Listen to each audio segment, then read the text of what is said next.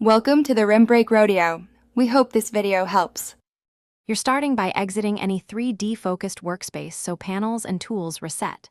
First, confirm your Photoshop version supports 3D. This matters because later options differ. Then open Window, choose Workspace, and switch to a standard workspace like Photography or Reset Essentials.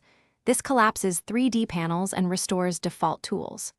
Once done, make sure the 3D panel disappears from the interface. If it's still present, leave it visible for the next step, where you remove 3D features directly. Now you'll remove residual 3D functionality, so Photoshop behaves like a 2D editor.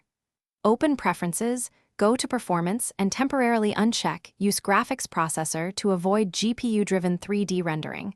This helps diagnose problems. Next, check plugins for any legacy 3D plugin and disable it. This prevents loading of 3D tools at startup. Finally, clean your file.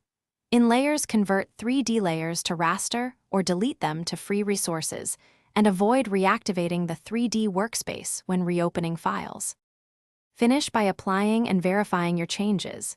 Save work, then restart Photoshop so preferences and plugin changes take effect. If 3D tools reappear, reset Photoshop preferences by holding Alt plus Control plus Shift on Windows or Option plus CMD plus Shift on Mac while launching. This clears stubborn settings. As a final troubleshooting tip, if 3D persists or you see GPU errors, update or reinstall Photoshop and your graphics drivers. This resolves most compatibility issues and ensures 3D is fully removed or disabled for good. Thanks for watching. Consider subscribing if we helped you.